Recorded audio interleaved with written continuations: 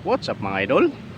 I'm going to share my another story, real story about war, peace of veterans. Bago natin umpisan guys, nasa province namin guys, habang ako tapos mag martial arts, story, my grandpa, story about war, na walang nananalo sa gira. Habang kami guys tapos sa training martial arts, and then habang kumakain at nagpapahinga kami ang konti, mag-garden kami sa aming lupa, magtatanim ng mga iba-ibang klaseng halaman. And then my grandpa story about war, walang nananalo sa gira. Guys, no, matapang ka ba? Walang nananalo sa gira. Kaya tinuruan ako ng grandpa ko ng martial art guys about discipline, kung paano lawakin yung pag-unawa. At doon sa mga matatapang, warning sa inyo sa mga negatibong pag-iisip pag magawa ng estratehiya. Hindi totoong matapang ang tao kung siya ay nakikipag-away. Guys, no? Ang totoong matapang is ikaw ay marunong kumayod kahit sa damuhan, kaya mong mabuhay. Kahit yung mga sawa, ahas, kaya mo silang pakisamahan. So guys, no, share natin sa inyo guys next kung paano natin ulihin yung mga ahas. So guys, no, na hindi natin sila pinapatay. So guys, no, kasi guys may mga pakinabang din sila sa ating kalikasan. So guys, no, ayun guys, nandito tayo nag-garden. Share ko sa inyo yung about story war, matapang, walang nananalo sa gira. So guys, no, sa mga matatapang, hindi po solusyon ang pagiging matapang-tapangan mo. So guys, no, hindi mo alam ang totoong gira, hindi mo alam ang totoong techniques. So guys, no, tayo ay pagkatotoo. Guys, no, ang totoong matapang guys is ikaw ay mumuhay na wala kang sinasagasaang tao. Guys, no, gaya ngayon nag-garden tayo guys. Ito guys, malalaking kalahib sa likuran natin, binubunot natin ito guys. At ako ay nagtatanim ng mga gulay para lang mabuhay. So, lahat guys ng aking income on the time, type search sa government, lahat ng bangko is nagsara. Magiging ang bangko ng aking dalawang anak. Guys, no? Kaya ngayon ako makayod at mag-vlog at mag-share ang mga techniques, especially about self-defense, martial arts. But walang nananalo sa gira. Ang totoong matapang ay kumakayod na walang sinasagasaang tao. Sige, no? Kaya ngayon guys, nag-garden tayo, puno tayo ng putik. At least guys, wala tayong inagregad ng tao. So guys, yan guys, no, magtanim natin. Tanim na tayo, buhay na guys, is nagugulay na yung iba. Sige, no, na tayo ay walang sinasagasaang tao. Sige, no, kahit tayo ay dito sa Taliban, kahit yung mga ahas ay ating pinakisamahan.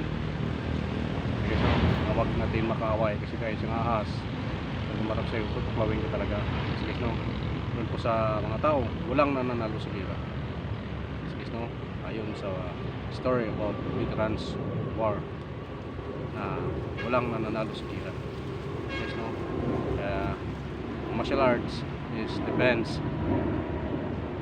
Doon po naman sa mga negatibong pamamagitan. Sige, no, the story about war, aking na-experience ng grandpa, na siya kahit siya ay nilinlang ng mga kapwa kasamahan, dahil natuloy ng buhay.